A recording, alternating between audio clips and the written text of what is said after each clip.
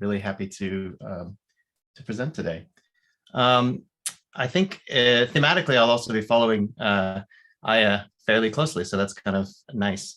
So the DDes program here, I think I have something in front of my share. Let me just move this. Sorry. The DDes program is billed as a post-professional program, and I think for me that actually is one of the things that really struck me, and I have basically had a career already in some of the work. So I'm going to start out by talking a little bit about my background and some of the projects I've done leading up until now, and then I'll tell you what I've been working on recently and where I want to go from there with the DDes.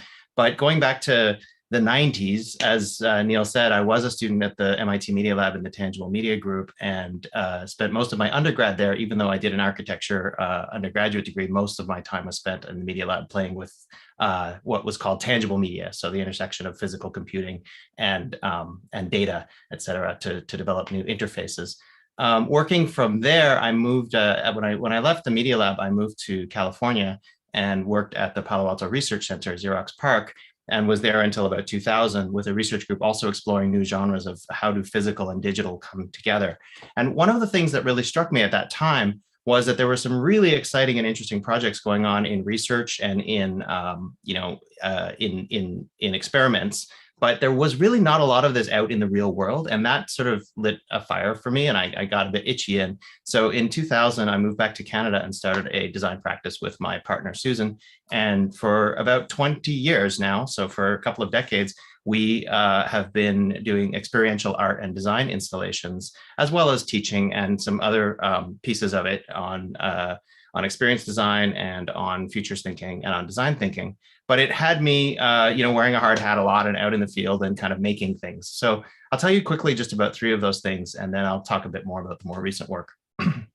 So in 2007, the Royal Ontario Museum in Canada commissioned a new giant expansion by Daniel Libeskind, as you can tell probably by looking at it. And they raised a lot of money to do that. And they commissioned us to create a donor recognition monument for the donors of this fundraising, which was kind of the largest capital project in Canada at the time. Actually, they raised an awful lot of money to do that building. And so what we ended up creating for them was an obelisk that sits in between the old building and the new building and has features of both.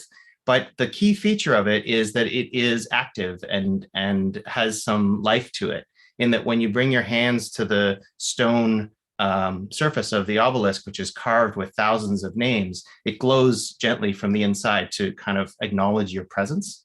And in doing so, what we wanted to do was really create something that was both a lasting recognition of the people who had given to this building, but also became something attractive and playful for people in the world. It wasn't just a static object. And balancing those two things is part of the kind of work we were trying to do by bringing the technology in a way that it really is actually all about the human experience, and the technology gets out of the way. So there's laser cutting, and there was LEDs, and there's capacitive sensing and all kinds of stuff, but really it's about that experience with that piece. Similarly, this project was around the same time. It was for a retail store that was a very, very busy, very, very crowded retail store. And the owners there wanted a feature, a little bit like a fountain, something in the store that could kind of slow people down and make them more contemplative. And the theme of the store, it was called Lileo for Galileo. So the theme was about exploration and light and discovery. What we created was this kind of fountain surface that combines the physicality of stones and Corten steel and reclaimed wood with augmentation by projecting light that travels and follows and searches and lets you kind of take a breath and just sort of play in this space. And again, it's not about the technology. It's not about the magic of what it can do so much as it's about how that makes you feel or how one interacts with it. So the themes through my work have all been about this sort of human experience and how technology and physicality can come together to really augment or enhance that. The third piece I'll show is just the biggest, sort of most architectural piece that we did during that time.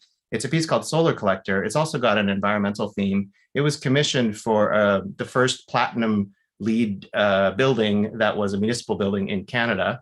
And they really wanted something that was large scale, dynamic, but also had something to do with environment or solar power. And thinking through that brief, we came to create this piece, which consists of 12 aluminum shafts that are sort of arranged, and they're arranged kind of mathematically so that they follow the sun through the sun's cycles through a year as it moves higher and lower in the sky. Of course, we're in Canada, so in the wintertime, it's much lower to the horizon. And that creates this extraordinary shape, which is very dynamic as you move past it. But then on each of the shafts, there is a custom solar panel that collects energy during the day, and also custom lighting that we created that releases the energy at night in patterns. Then there's a website that people could go to. So it is interactive, and people could put a little bit of themselves into it by going to this site and exploring the patterns and playing and composing different kinds of light patterns or light shows for that night. And then every night it would play a different pattern or a different set of patterns from the what it had collected through the site. So we really think of it as a collaboration between the sun and the community, between people and the sun. So that's the kind of work that I was doing for 15 to 20 years. And slowly, as we got to sort of 2018, I found myself working more and more with a group of people called the Living Architecture Systems Group. And I ended up, up on ladders again, but here working more in a collaboration with others and with dynamics and a sort of a form factor and a form language that was created by Philip Beasley, who's a professor at the University of Waterloo and an architect and a sculptor internationally known.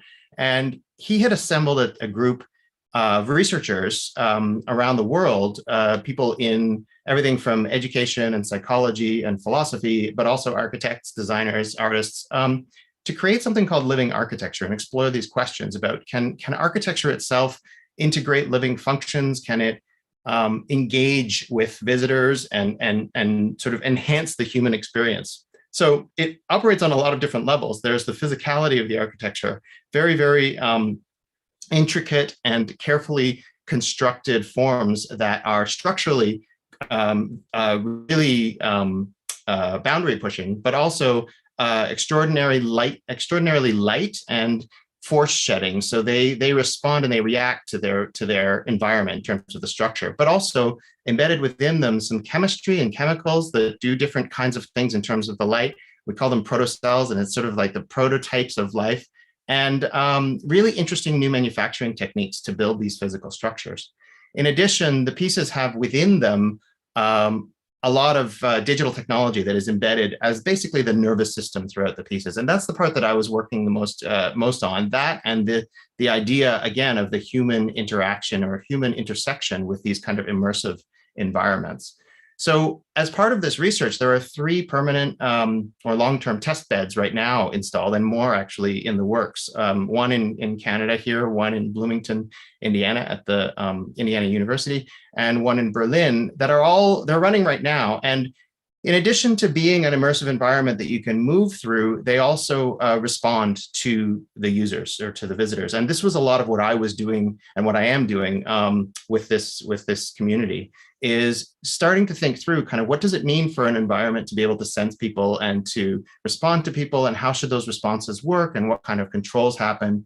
And sort of this work happens at a lot of different levels. It happens both in sort of the practical of how do we put all of this together, but also kind of the conceptual of how do we architect those different parts of a big complex system like this to make it eventually, it comes back again to that interaction, to that experience design for people. How do people respond to this, and how does it create, generate, or support emotion? How does it challenge? How does it enhance? How does it surprise? How does it delight?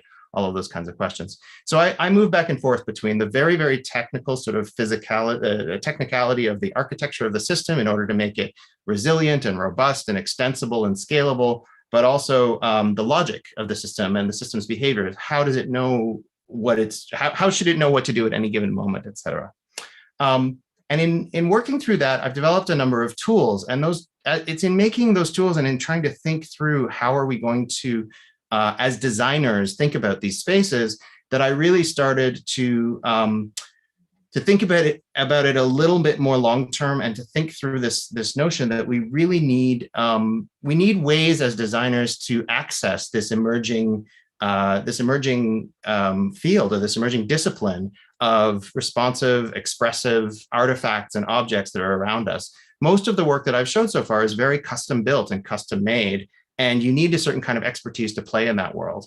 But as designers, I think as these capabilities are emerging, and especially as we see new materials that are available that can change colors, change shape, and robotics that are coming online, and AI processing in the background, how does all of this come together into a discipline that people can actually work within to express themselves and to make what they want to make? So as future architects, as future industrial designers, as future designers, how do we go from just teaching about color, materials, form, and the sort of standard design education to include time and behavior and interaction and experience design and really the psychology and the awareness that it will take? So that's what I'm most focused on in my DDes, and that's kind of where I'm going, both thinking about conceptual frameworks, but also thinking about practical tools that can be built, and what are the principles that should be applied in building those tools and in starting to take this forward into the future. I have a couple more minutes. I'm just going to show you a couple of pictures of very recent projects that were done. Both of these were done during the pandemic, so both of them were installed remotely. This was in Venice at the Biennale of Architecture in 2021, a large-scale interactive space we could walk through with a projected computer-generated world also integrated with it. And this, again, making these boundaries where you cross between the physical and the digital is a really interesting aspect of bringing a space to life and creating living architecture. And this also had a 48-channel surround sound composition that was dynamic and 3D spatialized, built with custom-made speakers.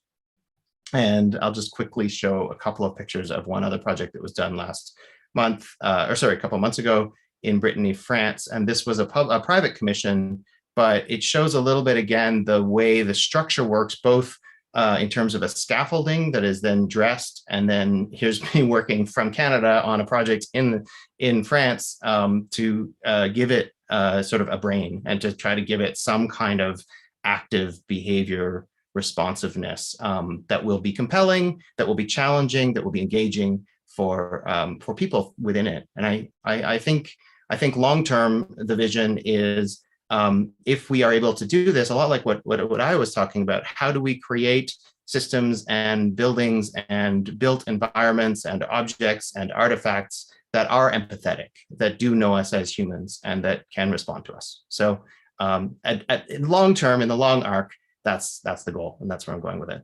There's a lot more information at these links if you want to follow them, and I'll stop there so we can let others carry on.